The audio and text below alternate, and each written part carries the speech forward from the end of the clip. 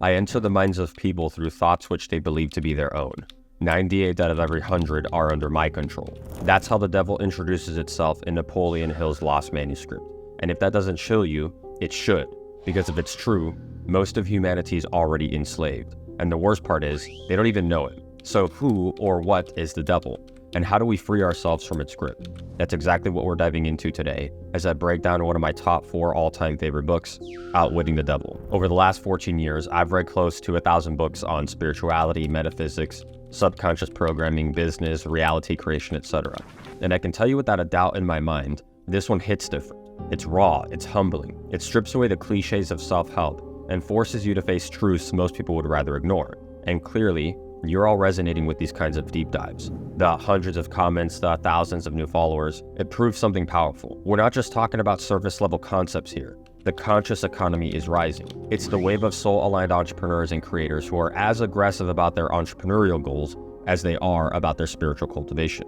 And that's why I'm grateful that you're here, because you're one of the real ones. And this conversation is going to stretch your mind in ways that most people will never experience. So break out the sacred journal and get ready to take some notes. Now, I have to be completely transparent with you here because authenticity is one of my core values. After reading this book, I sort of developed a love-hate relationship with Napoleon Hill. If you're anything like me, Think and Grow Rich was one of the first self-help books you ever read. It cracked open your mind to the possibilities of success and how reprogramming your thoughts can affect change on your reality. For many years, I saw Hill as one of the master of masters, one of the OG pioneers who helped to create the entire personal development industry.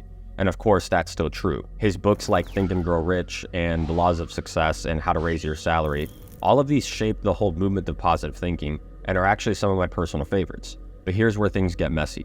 Outwitting the Devil was allegedly written back in 1938, yet it wasn't published until 2011, more than 40 years after Napoleon Hill died. Why is that? Well, according to his family, it's because the book was too controversial for its time. And that's totally understandable, as you're about to see why. However, inside the book itself, the devil tells Napoleon Hill directly, if you publish this, you will be crucified by religious leaders, politicians, and schools. But if you have the courage to go through with this publication, you will free millions of people. And the devil meant crucifixion, and not in like nailing him on a cross type of thing, but more like social and financial crucifixion. And yet Hill never actually published the book himself, which begs the question, did the devil win? How can a man who spent his entire life preaching success and courage hold back when it came time to share his ultimate work? It just never sat well with me. And then there's the entire Andrew Carnegie story, which is basically the foundation of Napoleon Hill's entire work. And if you're not familiar with Andrew Carnegie, he basically owned the entire steel industry and was the richest man in the world at the height of his career. Hill claimed that Carnegie personally sent him on a mission to discover the formula for success. Yet, Carnegie's own biographer says there's no evidence that a meeting between them ever took place, and many historians speculate there was a fabricated story by Napoleon Hill to give himself credibility. So what does that make Napoleon Hill? The godfather of self-help or the original grifter? Honestly, I don't know, and it's really unfortunate that he never published the book himself. But here's what I do know. Outwitting the Devil is one of the greatest works ever written, and Hill's other books are masterpieces in their own right. I don't think it would be fair to completely dismiss his entire body of work over a couple of contradictions because in many ways, he truly was a genius. And let's be real, many of history's greatest thinkers also did some pretty weird shit. So let's find out why this book was so controversial. In the book, Napoleon Hill describes an interview with the devil through a kind of deep channeling, similar to how Neil Donald Walsh did with God in Conversations with God. And what comes through are polarizing, uncomfortable truths about what the devil really is, how it grips people, and how it turns their lives into a living hell. So what is the devil? The devil is not a red creature with horns, a forked tongue, and a spiked tail. Those are human imaginations that created those images. The devil transcends physical form in the same way that God does. In truth, the devil is the negative polarity of God, the destructive force of the universe. It's a mental and energetic entity, and it manifests every time you let fear control you, when you conform instead of thinking for yourself, or when you fall into destructive habits. The devil claims 98% of humanity. Only 2% of people ever escape its grip. Those who are trapped are called drifters, and they move through life with no definite aim or purpose. They let fear and indecision fill their minds, and they attract negative circumstances and failure as a result. The rare few who escape are called non-drifters, those who use their free-thinking minds and spiritual sovereignty to shape their lives with intention. and you can always spot the difference. Look closely at the fruit of a person's life, and you will see who the devil controls and who it doesn't. The drifter indulges in lust, greed, gluttony, sloth, and excuses. The non-drifter keeps their appetites thoroughly under control and never wastes time complaining about life. The drifter blames the universe for being unfair. The non-drifter studies universal law and bends reality in their favor. Drifters neglect their health and fitness, do the bare minimum whenever they can, and fail to nurture their minds and souls, which leads to poverty of all kinds, not just financial poverty. Non-drifters, on the other hand, are rich in all aspects of life. They build strong bodies, cultivate sound minds, extract wisdom from every experience they encounter, and are financially resourceful in the most ingenious kinds of ways. The drifter surrounds himself with weak and chaotic people, proving the saying, misery loves company. The non-drifter is intentional about relationships, knowing that the wrong associations can drag you into the devil's grip. The drifter collapses into guilt and shame when misfortune strikes. The non-drifter stays calm, knowing that within every setback lies the seed of an equal or greater advantage. Now, here's the uncomfortable truth. All of us drift at some point. It's part of the human condition. The difference is that time is on the side of the non-drifter. With enough time, resilience, and resourcefulness, non-drifters will always find a way through defeat because their mind and soul remain sovereign and connected to God's frequency, and in this way, turn misfortune into a tremendous advantage, proving the phrase that failure can often be a blessing in disguise. The drifter, on the other hand, spirals downward, turning failure into a perpetual experience of life that is hell on earth, all while blaming others. And the devil takes great pride in this. It boasts about controlling the vast majority of humanity, and it despises freethinkers who dare to break away. And whenever a freethinker does come to light, the devil's adherents attack, because nothing threatens the ego of a drifter more than the idea that their hellish experience is of their own making. Now, upon hearing this, you might ask yourself, well, isn't it God's job to save us from the devil? The answer is no. God is always available, but only through the sovereignty of your mind and soul can you avoid the devil's control. No amount of praying or begging will save you unless you change your heart, mind, and actions in real time here in the physical dimension. And that's where the real problem lies. Because the devil doesn't just use fear to control you, it bribes you. It makes its path more seductive, more comfortable, more immediately rewarding than the sort of bribes that God will offer. So what are these bribes and fears? And how can you recognize the traps before they ensnare you?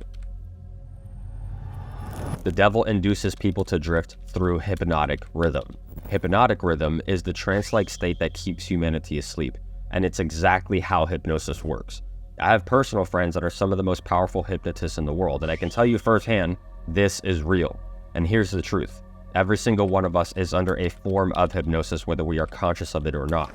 The trance you are in is determined by your dominant state of mind and frequency. That is how the devil grips 98% of humanity. It implants seeds of fear. Those fears crystallize into hypnotic rhythm, an unconscious pattern of self-sabotage, and that rhythm locks people into cycles of misfortune, lack, and stagnation. Fear is the ultimate force that the devil uses to capture the minds of people in this world. There are 6 basic fears: the fear of poverty, criticism, ill health, loss of love, old age, and death.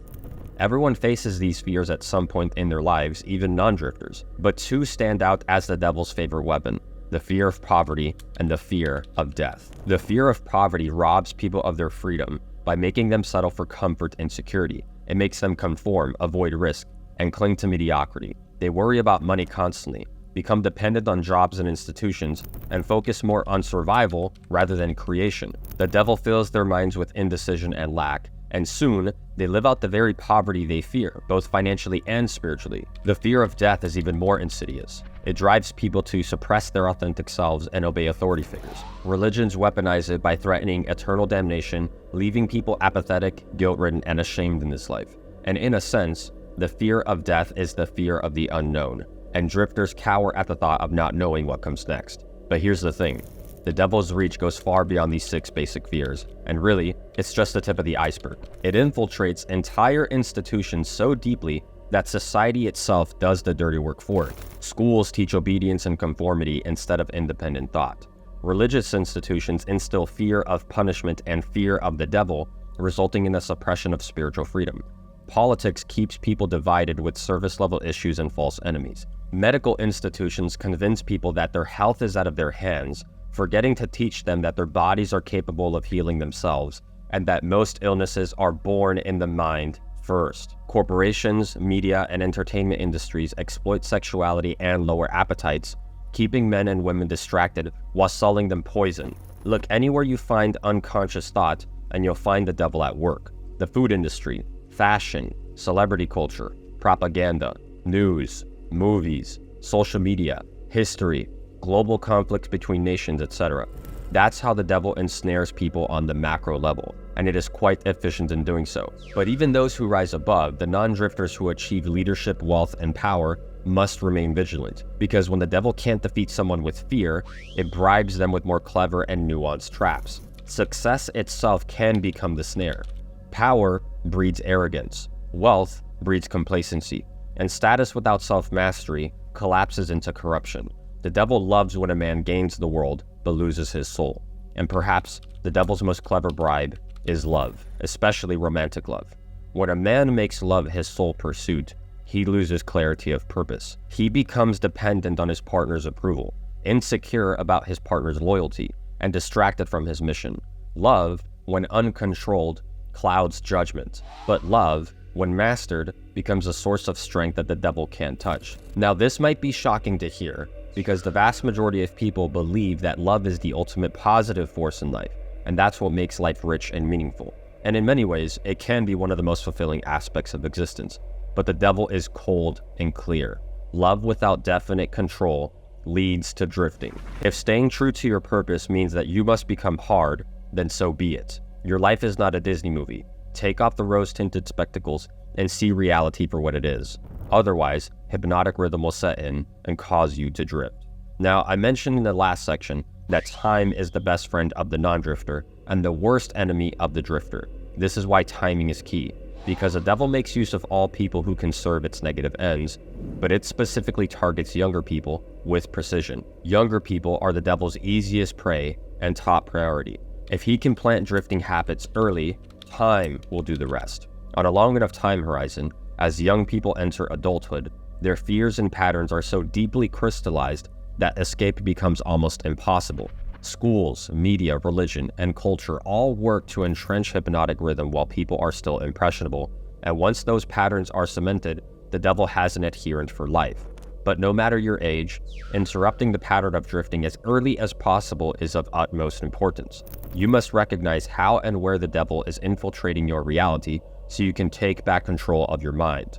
All of these snares lead back to the same pattern: drifting, drinking alcohol, smoking, pornography, sex, gossip, distraction, laziness, complacency, complaining, dependence, apathy, greed, tyranny, etc. The list is inexhaustible. These are the symptoms of hypnotic rhythm taking over a life, and the result is confusion, uncertainty, and doubt in every area of life that could have been exceptional. That's why only 2% of people ever escape. But you're here because you want to be in that 2%. You want to know how to transmute lower frequencies into joy, abundance, presence, power, and spiritual fulfillment. Here's the key. Hypnotic rhythm is actually neutral. The same force that enslaves 98% of people can also liberate you. If you set in motion with the right aim, it becomes the rhythm that carries you to freedom. And if you've been paying attention, you already know the answer. There is only one way to outwit the devil and avoid the hell it so proudly traps 98% of humanity in: definiteness of purpose. To have a strongly defined purpose for existence is the ultimate defense against the onslaught of bribes that the devil will deploy on you, and is the very thing that will set off a hypnotic rhythm in the positive direction that connects you to the infinite intelligence of God, which will aid you in the success of your path in life. Non-drifters with a definite aim are not easily tempted by distractions, coercion, and negative habits. They don't get swept up in trivial matters like drifters do, because they are definite in thought and action. Reality bends in favor of the non-drifter, because their frequency is so powerful and magnetic that no amount of bribery can knock them off course. And in the book, the devil offers 10 simple principles that any man or woman must follow if they intend to mark themselves within the 2% of non-drifters that get what they want out of life. They are as follows. 1. Do your own thinking on all occasions. The fact that human beings are given control over nothing save the power to think their own thoughts is laden with significance. 2. Decide definitely what you want from life, then create a plan for attaining it, and be willing to sacrifice everything else if necessary, rather than accept permanent defeat. 3. Analyze temporary defeat no matter what nature or cause, and extract from it the seed of an equivalent advantage. 4. Be willing to render useful service equivalent to the value of all material things you demand of life, and render the service first. 5. Recognize that your brain is a receiving set that can be attuned to receive communications from the universal storehouse of infinite intelligence to help you transmute your desires into their physical equivalent. 6. Recognize that your greatest asset is time, the only thing other than the power of thought which you own outright, and the one thing that can be shaped into whatever material things you want. Budget your time so none of it is wasted. 7. Recognize the truth that fear is generally a filler with which the devil occupies the unused portions of your mind, and that it is only a state of mind which you can control by filling the space it occupies with faith in your ability to make life provide you with whatever you demand of it. 8. When you pray, do not beg. Demand what you want, and insist upon getting exactly that with no substitutes. 9. Recognize that life is a cruel taskmaster, and that either you master it or it masters you. There is no halfway or compromising point. Never accept from life anything you do not want. If that which you do not want is temporarily forced upon you, you can refuse in your own mind to accept it, and it will make way for the thing that you do want. 10. Lastly, remember that your dominating thoughts attract, through a definite law of nature, by the shortest and most convenient route, their physical counterpart. Be careful what thoughts you dwell upon. In summation, definiteness of purpose, backed by definite thought and action, are the only things that can defeat the habit of drifting. And although that seems like an imposing list, the deeper truth here is that you don't need to be perfect or have a perfect strategy for success. Weak plans have a way of becoming strong plans through definite execution, and the strongest plans, indefinitely applied, have a way of causing one to drift in life and invite all kinds of failure and defeat. Cultivate the habit of definiteness, and you need not worry about the devil or its tricks, because a man who is definite in all matters of life places himself in the 2% category of godlike beings, and the devil is no match for God. Beyond this, the devil elaborates further on one of the hidden secrets that all successful men have in common, and if you've read Napoleon Hill's other books, you'll see the same concept coming up again and again, and it's the law of sexual transmutation. Sexual energy is the life force of man, and it is the creative force that generates all ideas and inspirations. The sexual appetite itself is one of the most crucial natural human desires that can single-handedly determine whether someone is a drifter or a non-drifter. All successful men, and women for that matter, have very high sexual energy, and when that energy is channeled into a definite purpose and intention, a person begins tapping into the universal storehouse of infinite intelligence and reaches genius levels of thought. But if that energy is squandered in chaotic and lustful ways, with no definite purpose or thinking behind it, it can bring even the people with the highest potential down to lower vibrational frequencies and sabotage their quality of life in all aspects. And this is an important topic to talk about, especially for men. Obviously, if you've read this book before, it is written for men. And if Napoleon Hill were alive today, I'm absolutely certain that the devil would comment on the state of masculinity in today's society. Part of one of the devil's bribes in modern times that is so clever and wrapped into political righteousness is how Western society has feminized men. The social landscape has tilted way too far in trying to sabotage men's natural masculine desire to be successful, competent leaders, that it leads men into drifting and all other kinds of negative habits. It taught us that being a man is bad, and uses all kinds of clever language like toxic masculinity to demonize men's natural tendencies. This uprising and shaming men has distorted how men and women relate to one another, and well, you've seen the results. The dating and romantic market is not kind to the men who followed the devil's bribes in the subject of masculinity, and proves just how cunning the devil can be. And believe it or not, this is a major conversation that is had in the book. If any of you have read it before, you know exactly where I'm going with this. Divine partnership between men and women is God's word, and besides definiteness of purpose, it is the best defense against the devil's tricks. The devil itself admits that the only reason it wasn't able to cause Napoleon Hill to drift permanently was because of his wife. The complement of a woman's mind definitely applied amplifies connection to the infinite storehouse of intelligence, and allows for men to think and execute at a level far greater than if he were alone or with an incompatible woman. And again, although this book is written particularly towards men, the same applies for women too.